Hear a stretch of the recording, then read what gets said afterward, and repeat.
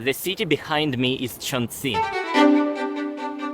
This is the largest city on Earth, with a tiny asterisk, we will talk about it. This is home to some mind-blowing architecture, the spiciest hot pot, tough but fascinating history, and night views that look straight out of a movie. It's also home to 32 million people, more than population of some entire countries. And yet, most of the world has no idea what Chongqing actually looks like. For the next 4 days, this is my home too. My goal for this trip is simple: get a real feeling of what Chongqing is like, find the best hot pot in the city, get a little bit touristy, and try not to get bankrupted in the process. Chongqing is located in the central part of China, and it's one of the country's 4 Tier 1 cities alongside Beijing, Shanghai and Tianjin. We call it a city, but this word doesn't fully describe what Chongqing actually is, at least not in the traditional sense. I mean, how can you call this a city? Chongqing contains 26 districts, 8 counties and 4 autonomous counties, with most people living in the main urban area and the districts around it. In the past few years, a lot of influencers visited and labeled it a cyberpunk or even dystopian city, but my experience was very far from this description.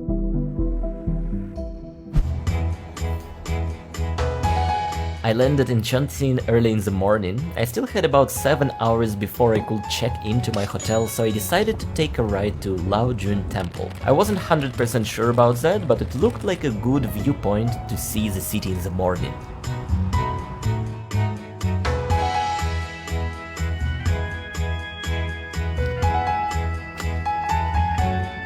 It is quite a hike here in this mountain temple, and I did not expect to start this morning like that.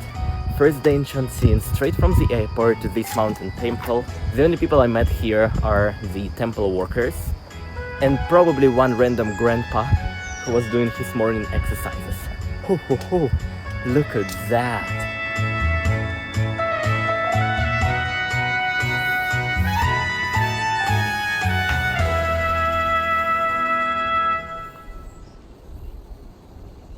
Guys, let's just appreciate this quiet moment. It's 8:30, the city is still in the morning fog, and we are staying here on a mountain watching this gigantic city waking up. I really like moments like this. This looks like the downtown area with most of skyscrapers. That building looks like that Singaporean iconic building. I arrived from over there, the airport is like 20 minutes driving away. And I figured that my hotel is in that building. This should be my hotel. Check-in 2 p.m. That's when I thought, why not try asking for an early check-in? And to my surprise, they replied almost instantly. My room was ready and I could come anytime. That's really good news. I felt so tired after a long night flight, so I took another taxi and headed straight to the hotel. Welcome to $15 a night room in Chongqing. That's my home for the next 4 days, and this is how it looks like. Kind of vintage style room, really nice colors of the wall. There is a bathtub, bed, projector. This looks like a proper kitchen, even with the washing machine. Here is the wash and face corner, the toilet, and here is a truly Chongqing view. You see, over there is the old style block of buildings. It's actually a very touristy area. Some huge buildings, residential buildings over here. A little bit of the river view. Here, my potential neighbors. I'm not sure if they're gonna look at me while I'm taking a bathtub. I hope none of them would. Like, imagine you bought an apartment in this building, let's say on floor 28, 29, and then you look at the window or you go to a balcony for a smoke, and then boom, there's a random foreigner chilling inside a bathtub, enjoying this sort of a view.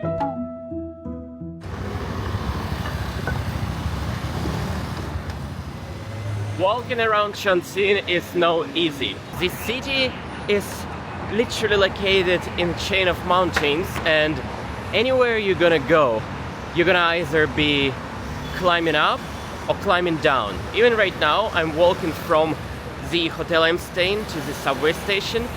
First it was a big walk down, now it's a little walk up.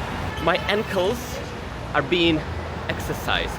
That's also why you will not see any bicycles here and not many electric bikes either. Most scooters passing by are regular gas scooters, which is quite unusual for modern China. But most cars are electric here. The blue plates are for gasoline cars and green plates are for the electric ones. And in Chongqing you'll notice a lot of electric cars everywhere. We're staying at line 1 and line 2 underground. Before entering the subway, they have this sort of check-in thing, so every passenger before entering subway should scan the bags. This ticket machine might look a bit confusing for the first time. There's like a lot of Chinese, some lines, a lot of stations here. Individual characters are not even like visible. It's a very rare thing for China to use cash payment, so I just use my phone for QR payment. I literally have my international credit card linked to Alipay, and that's how I can pay using the same QR system as all Chinese people do.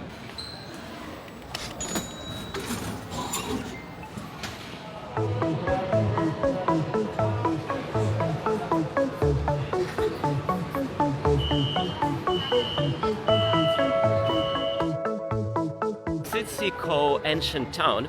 Not this one. The buildings behind me look like a very modern residential complex here. They're like, look all the same around China. But the area in front of me is the one called Sichiko Ancient Town. Funny enough to see this building, that building, like 7-story buildings. They are residential buildings too, just decorated in this supposedly ancient style. And this huge area all around, that is the main attraction here. This place is basically a large area full of different shops, street food stands, all sort of like regular style tourism things.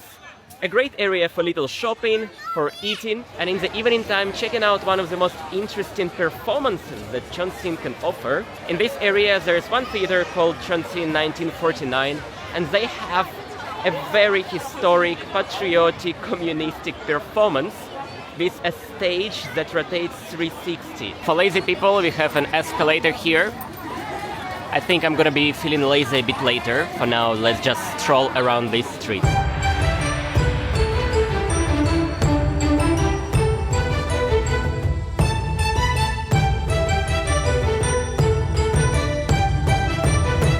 Just found some local style of snacks, and how shocked I was to see that it's kind of pure pepper.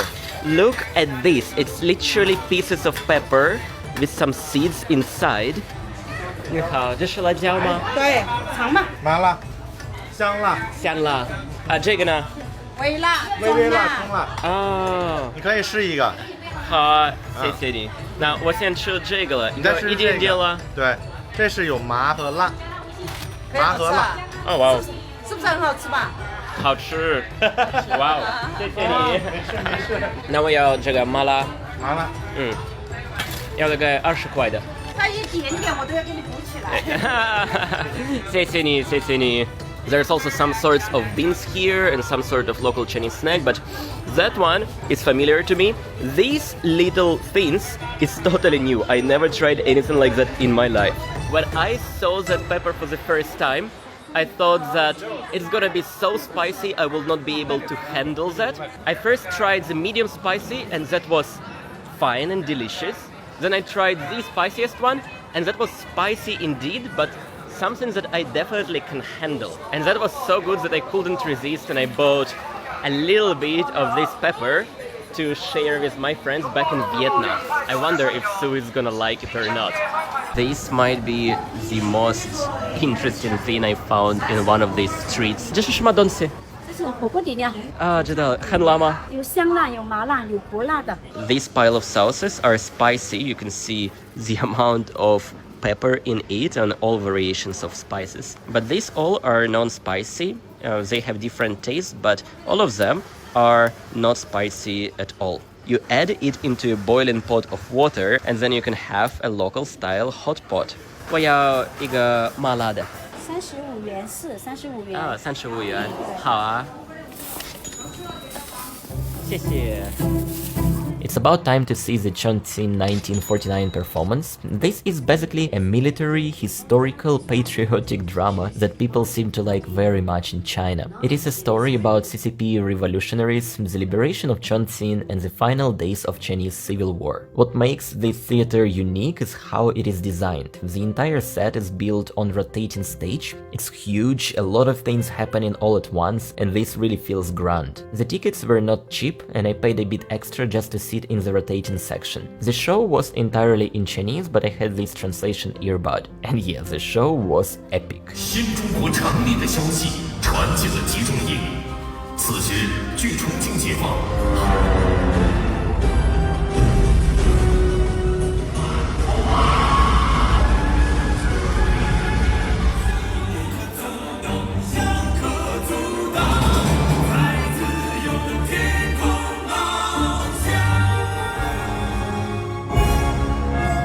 Once it was over, I just went back to my hotel and possibly entertained my neighbors with my own epic bathroom show. Alright guys, I'm making the bathtub full, the water is really nice, and my night movie gonna be ready soon. See you tomorrow. Good morning from Chongqing. It's day 2 and I woke up craving for some coffee. I searched for some coffee and I discovered there's a lot of coffee shops around my area of one very big brand that might be totally unfamiliar to you.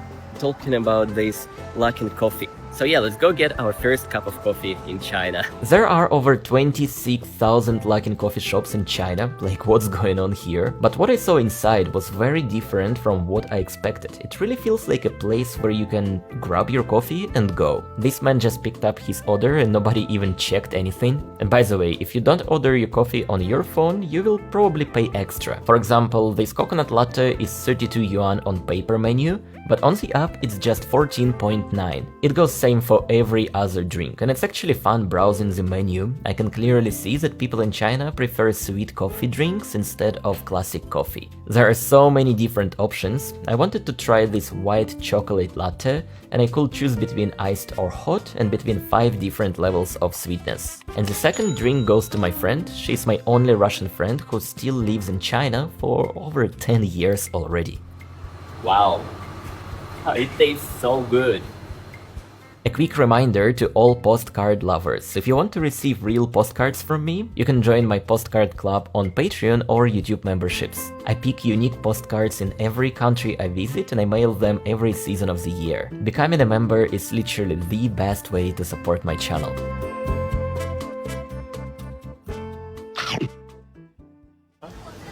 There are so many things that are just different here in Chongqing. Like, I haven't noticed that at first, but now started to walk around the city and I see that there are so many rental power banks all around. And it is not a new thing for me, like, it's a big thing all around Asia. I don't even own a power bank for myself. When I need one, I can rent it here. But specifically here in Chongqing, it's all around. You see these yellow boxes, this yellow box, 3 yellow boxes stacked on one after another. Here's another yellow box, a white one with some police sticker, the red box, yellow box. I think this one is a bucket, not a box, and more power banks.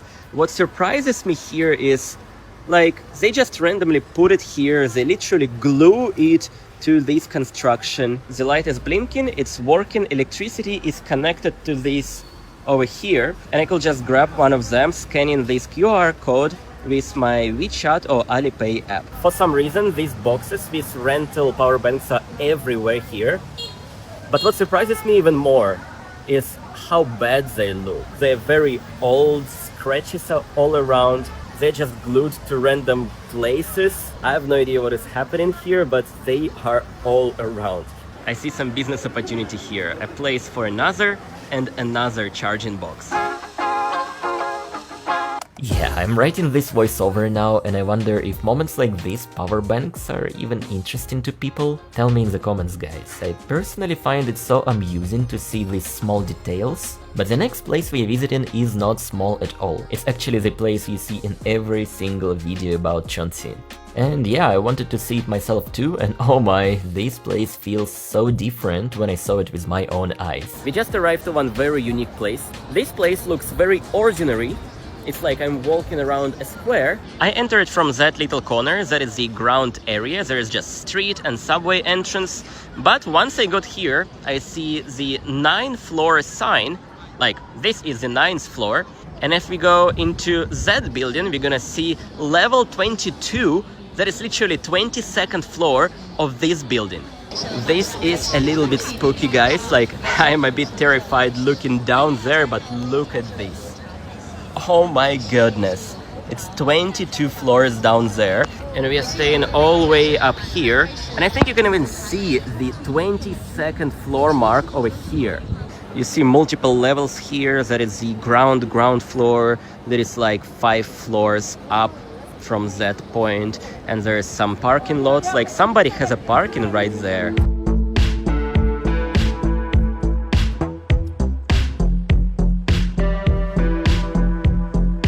I'm looking at this building now, and at the first floors, I think they barely get any sunshine there. You see, this building starts way down there, and probably none of these apartments ever have good sunlight.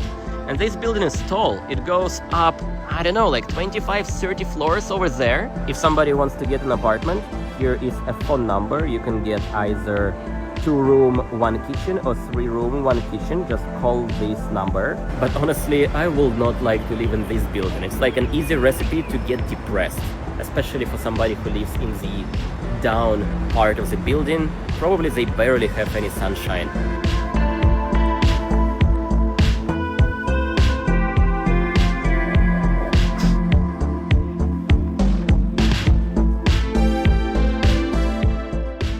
There is one thing that everyone should try in Chongqing, and I wanted to try it for very, very long time. That is Chongqing Huoguo. This place is called Disha Huoguo. And it's rather a touristy spot, but unlike many touristy places, this hot pot restaurant is also often visited by local people. It's located inside the old shelter tunnels that were carved into the mountains during the war. Chongqing has a huge network of these underground passages, and some of them were turned into regular daily life places. So the entire restaurant is located by this tunnel. It goes like really far away.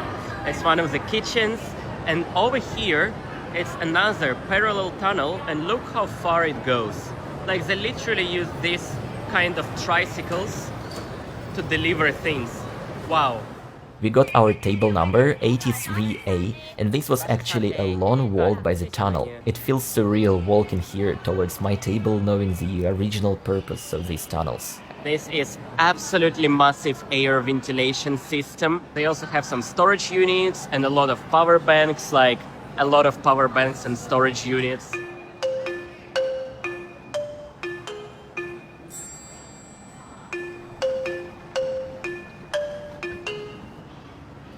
Yeah, meet His Majesty Chongqing Hot Pot. I'm so glad they have an option for 2 separate flavors. I'm genuinely terrified by the left side of our hot pot, but the right side, the tomato hot pot, gives me some sort of relief.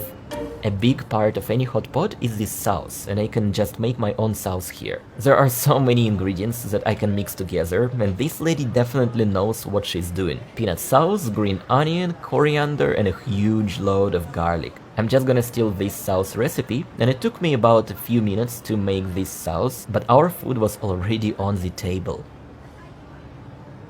We got some meat, some more meat, some meatballs, tofu, potato strings, some mushrooms, lotus root, bean sprouts, and cabbage. Plus a beer for my friend and a tea for me, and the total bill was $25 American.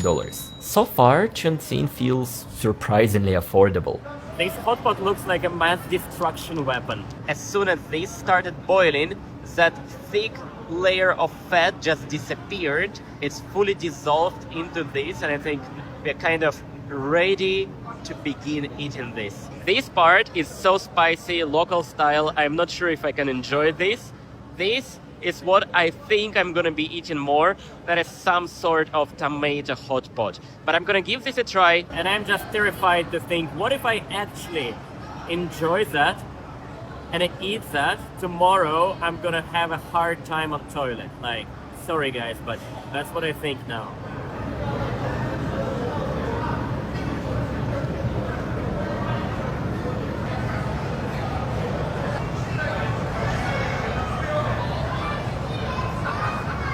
that is so much better than I expected. It tastes spicy, but not as spicy as I imagined.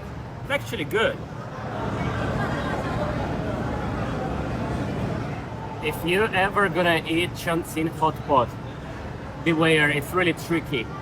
The spiciness, it doesn't just come and go.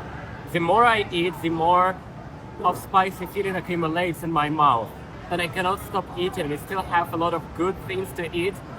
We're just halfway through.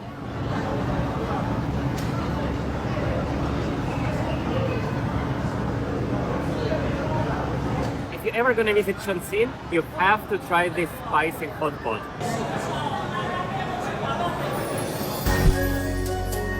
It's about sunset time, we are having this overpriced tea with a view to the evening city. Chongqing is an interesting place to visit, and I hope I will come back someday, maybe on my way to exploring Sichuan province. But this time I'm actually going the opposite direction, down south to Guangxi, which should be a much smaller and more natural place to explore. Thank you so much for being with me, and see you in Guangxi. Don't forget to subscribe, this helps me a lot.